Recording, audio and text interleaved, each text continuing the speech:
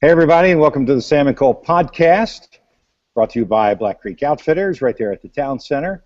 Stop by and see Joe or John or any of the family members of the Butler family. They got everything in there, and I'll tell you what, a day like today, you would need every kind of poncho and rain Maybe gear a kayak. they've got, and a kayak. That's it. And you probably could stand on Paddleboard. a paddleboard down your street.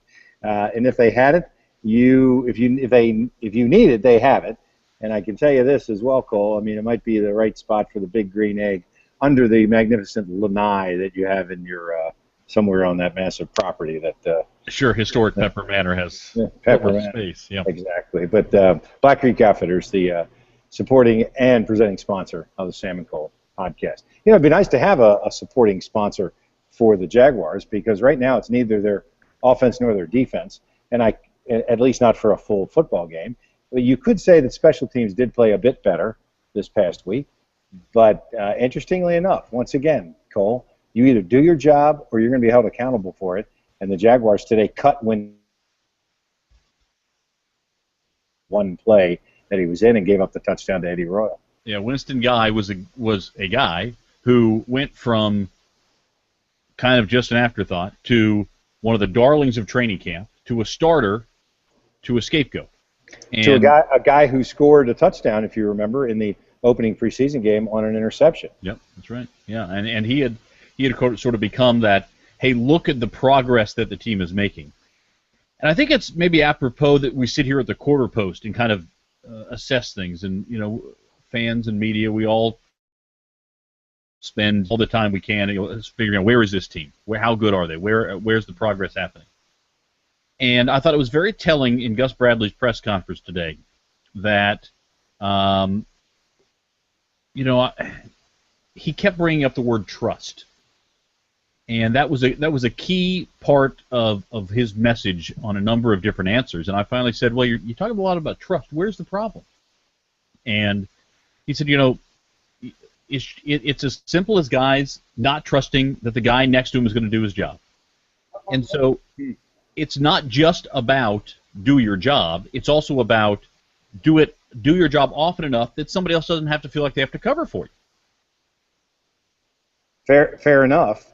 But, you know, when you talk about getting better and doing your job and getting better, at some point, don't you have to get better?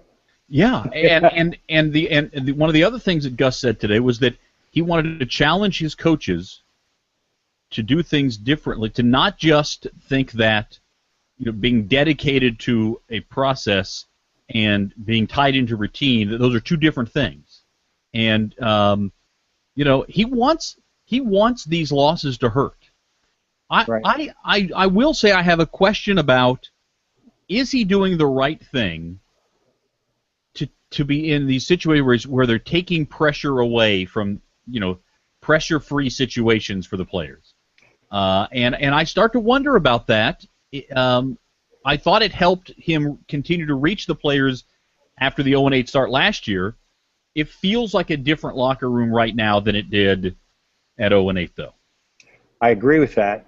I'm giving Gus a pass, and maybe it's because I like him, but I do think that he still has the right philosophy and is setting the right tone. Because if the Jaguars had won one of those first four games, I think we'd be perfectly happy. If they were 1-3, if they were 1-3 but got blown out by 3 touchdowns in the other 3, I still think that we'd be happy. But the fact that they have gotten blown out and are 0-4 at this point is the disappointing thing, because the money they spent on defense, the way that they talked about their offense, things just haven't changed. And I agree. At one point, they've got 376. They've given up 376 yards of offense to San Diego, which is not a terrible thing, because San Diego might be a team that plays for the chance to go to the Super Bowl. But when 22 of those yards are rushing and 354 are passing, it's pretty easy to see where the problem is. And if that defensive backfield is not getting either the coverage, if you're going to play press man, you got to expect to get beat maybe 1 out of every 4 times. That you know that's going to happen, because the guys across the line from you are pretty good. But when you're playing press man and that by the time Phillip Rivers plants his back foot, he knows right where the ball is going. Something's not happening right. Either you don't have the talent to play that kind of defense, or you don't understand the scheme at all. Yeah, and so it's either physically or you're basically saying either physically or mentally you can't get it done, right? That's where the shortcoming is. With the guys in the back, because 22 yards rushing, that shows you the guys in the front are pretty much doing their job, and a couple of sacks would be nice to have a couple more. But if guys are running free, and Bradley admitted this himself, if you see a guy running free through our defense, that's a blown assignment. That's not somebody who's not physically capable. That's just somebody who's not doing their job. I think the defensive line is better than it was last year. I don't think it's a finished product. I don't think they've arrived, but I think it's better than they were last year. Linebackers obviously been a real issue.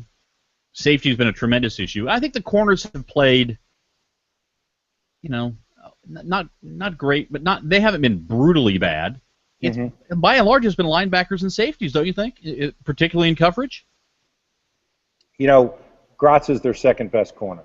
Ball is their best corner, as it should be, based on the years that they both have in the league.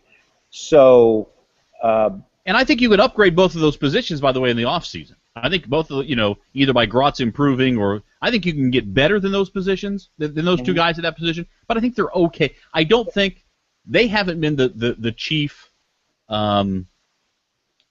issues in terms of coverage. So often it's been between, when a guy gets between, goes, whether it's against a zone or whatever else, where in the handoff between corner and safety, that there's not that communication that this guy is going to be there. Yeah. So therefore, a quarterback like Phillip Rivers, with his experience and his talent, is going to know as soon as this guy clears the linebacker, he's going to be wide open. So because this is the defense that I see them run all the time. When Gratz got hurt, the problem of depth reared its ugly head once again. No doubt. Gratz goes out of the game. Demetrius McRae has to come in as a starter, and now you've got to go to Winston Guy in some of your sub packages, and clearly by the fact that they didn't put him back in the game after that touchdown by Eddie Royal, and he's not on the team today, shows that they're willing to get somebody off the street, or in this case Craig Loston, off the practice squad, to put on this team to try to make it better. Because they really believe in the scheme. Gus really believes in the scheme. It worked with the right people. It works. I mean, it worked in Seattle, right? If you have the right people. You're telling me that the guys in Seattle, Richard Sherman gets a lot of press, but Cam Cameron and those guys are quantum leaps better. That defense run by those guys is so much better than the Jaguars defense. That the Jaguars have 4 wins in their last 20 games, and the Seahawks won the Super Bowl. I don't think it takes that much to get that much better. Okay. So yes, well, that's the question I'm asking. So okay. Yeah, and you made a great point. A quarterback like Phillip Rivers can tear you apart if you don't have that cohesion in your back end. Next week it's Big Ben. He can tear you apart. Week after that you get Tennessee. Okay, you might be able to get away with it. The following week it's Cleveland. Might be able to get away with it. Right. Following week it's Miami. Might be able to get away with it. Agreed. Week in Cincinnati, and then so there's a stretch here in mid to late October where the Jaguars can get healthy, so to speak. They can get away with not being at their absolute best. But I just, one of the other things I asked Gus today was, last year you were able to keep everybody together.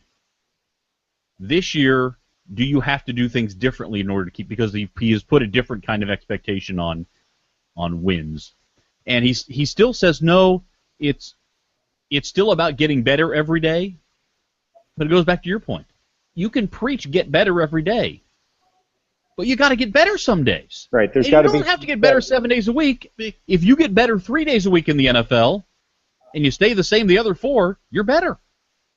You've got to show some evidence of that, and maybe there is evidence of that on film. Maybe there is evidence of that when they get together. Maybe there is evidence of that if you're a football wonk and an assistant coach.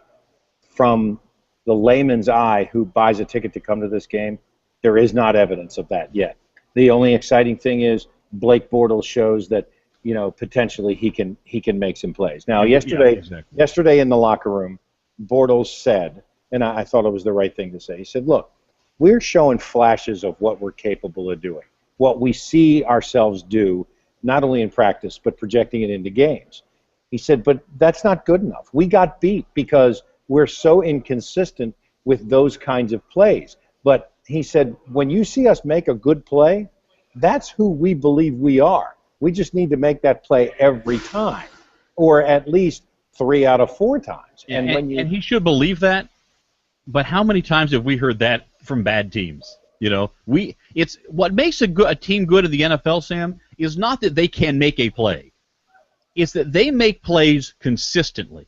Right. And it's repeatable. But my thought is that the talent on this team is better than it was last year. It's better than it was 2 years ago. It's better than it was probably in the last couple of years. That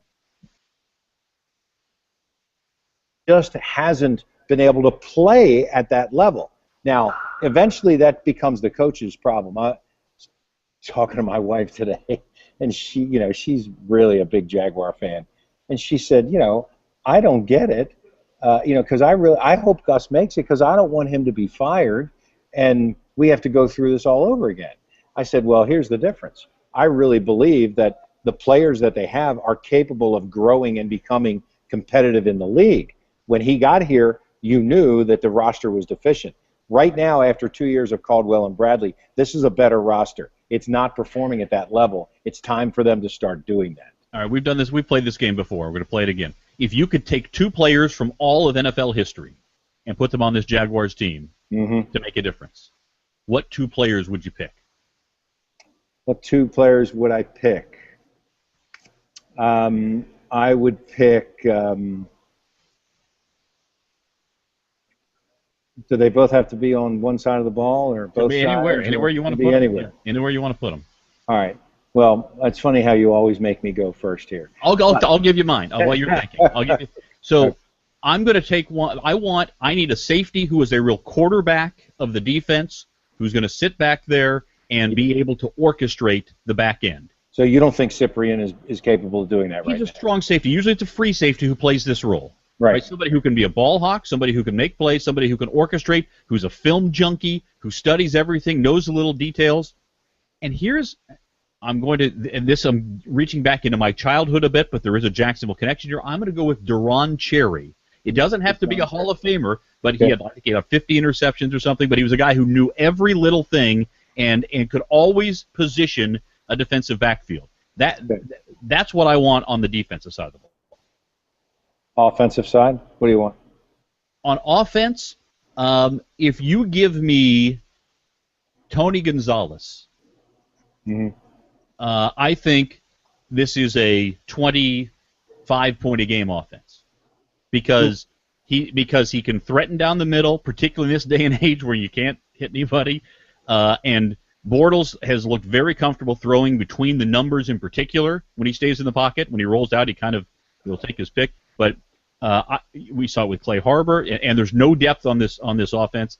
By the way, Tony Gonzalez by a smidge over Fred Taylor or Barry Sanders or something to get some kind of a running game in there. But I think you put Tony Gonzalez out there, that changes things. And I'm saying that with the expectation that Austin Pastor will come get back in, and that those young guys will continue to grow on the line. All right, I'll give you 2 Hall of Famers that I'd put in the lineup. Give me, and you can take 3/4 of what their own production. How's that? Okay. 3/4 of them.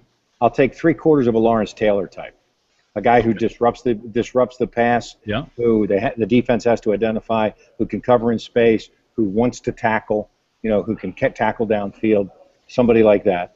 And on the other side, I'll take 3/4 of Jerry Rice, a wide receiver who's going to be open. And who's going to be on the field. And Cecil Shorts yesterday played in the game. You would have barely known it. But, he goes out and he sits down in that area where he's open. And he told us later that the play before that is the one he tweaked his hamstring on. And it looked like that on the replay, by the way. Fine. Get out of the game. Mm-hmm. Okay? You're hurting your team. Get out of the game. because he goes out and he sits down in that area, and Bortles looks right. And as a veteran receiver, and I know we're all fired up about, oh, how Cecil Shorts is a veteran. You know, I mean, I don't know, because this certainly wasn't a veteran move. When the quarterback looks the other way and you sit down in your spot, if he doesn't come to you right away, you got to move. Yeah. And when he throws you the ball, you got to move toward it. You got to do something, because all Brandon Flowers did was hide behind him and bait Bortles into throwing the ball there. And as soon as he let it go, he stepped in front of him and intercepted it. Yeah, so, and I think wide receiver would help. There's no doubt about that. But I do think in terms of this year and next year, you've got guys like Allen Robinson, Marquise Lee. You've got some young guys who can develop. They've got nobody from a tight end position. But it's sort of talking about the same thing. Somebody who can be a reliable go-to guy that Bortles can say, all right, it's 3rd and 8. I know who I'm going to, and I'm not going to throw a 3-yard pass to. How many times in the game did Phillip Rivers take 3 steps back, and whichever it was, whether it was Keenan or Floyd or whomever, downfield and cut inside, the ball was thrown on time, and he caught it with a guy draped on his back, but he knew he was going to be there, he knew he'd make the catch, and he did just that. The Jaguars, maybe Allen Robinson will be that, but right now they don't have that guy. Yep. You know, and so, you know, I'm and by the way, I think the Jaguars are more than 2 great players away from being a playoff team right now. That's true. But, you know, I'm not saying that the Steelers are going to come in here and do that, because I don't think the Steelers have nearly the quality of wide receiver that the Chargers do. But you know, certainly Roethlisberger has won a couple of Super Bowls and can continue plays and strong in the pocket and reads defenses and sees downfield and still throws it well. You know, if the Jaguars let guys run free, he's another guy who's going to find the open guy right away. Yeah, I think it could be trouble. We'll talk more about that as the game approaches. I know you've got to get ready to do Jaguars All Access tonight.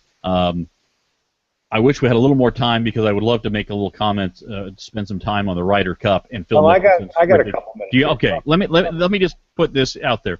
As you know, Phil Mickelson is not the top of my list of favorite human beings I've ever dealt with in the history of professional sports. Right. Tom Watson is near the top of that list. Yes, he is. So I'm a little biased in this regard. However, for Phil Mickelson to sit up there in a press conference, I know he thinks he's being honest and transparent and whatever else, but to sit there at the same table as the guy who just put 2 years of his life into being the captain for the Ryder Cup team and blame strategy on the reason why the U.S. lost the Ryder Cup, it's not strategy. It's not enough good golf being played. Yeah. Here's how you win the Ryder Cup. It has nothing to do with pods or strategy. No. Play better. Exactly. Right? And they caught Watson leaving today. We're taping this on Monday, by the way, right after the Ryder Cup. They caught Watson leaving today, and he actually stopped and talked to reporters outside the hotel, and he said, look, the thing between Phil Mickelson and I is a difference of opinion. He said, and that's all it is.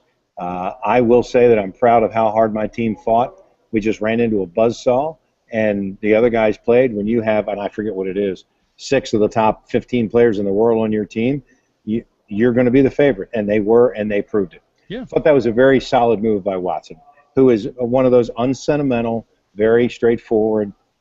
In fact, you know, you could call him old school if you want. There's nothing the matter with his captaincy. There's a lot matter with what Phil Mickelson did, who, as you know, I like Phil. Yeah. I personally like him. I've spent time with him, you know, and I really feel like that this is so out of character that it won't surprise me if he issues an apology, because that was the wrong thing to do. It's very evident that Mickelson has not played on a lot of teams. He's not a team sport guy. He's an individual sport guy. The right time to do that is a week, 2 weeks from now, a month from now in a magazine recap. It's not the day that it happened while you're sitting at that table with your teammates there and your captain sitting there for you to question what he did. Well, you know, yeah, I don't even think that's the right time to do it, quite frankly, Sam. The right time to do it is not. Listen, it's done. When it comes up, and if you want to give input to, hey, if you're an assistant captain at some point in the future, take those lessons and apply it. But this is like, I mean, it's just classic. It's a classic ego move as far as I'm concerned, to sit there. Well, I agree with that, but I just think that there's a time and a place for team disagreement, and if I would have no problem if I was Tom Watson, if Phil Mickelson called me when we got home and said, "Hey, look, Yes.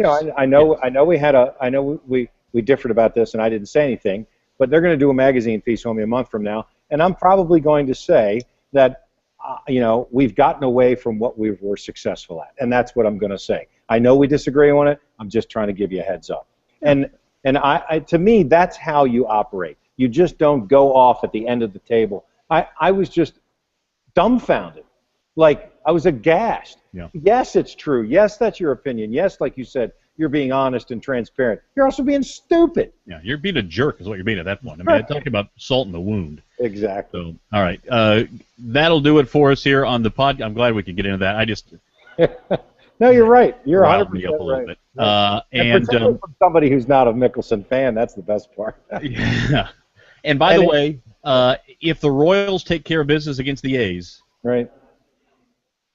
What will it take to get the Orioles and Royals in the playoffs together? Well, the Orioles have to get past. It would have to be ALCS, right? I think it would have to be. Nobody's getting past that. Yeah. So I think it would have to be the ALCS. So, all right. Well, we can keep our fingers crossed. First time since 1985 the Royals are in the postseason. Unbelievable. Yep. All right. We'll take this opportunity to wrap things up. Remind you to check out Sam on Twitter at Sam Kavares. Follow me on Twitter at Cole Pepper. This is the Sam and Cole podcast presented each week by Black Creek Outfitters, and we thank you for joining us and look forward to talking to you next time as we preview the Jaguars and the Steelers next time right here on the Sam and Cole podcast.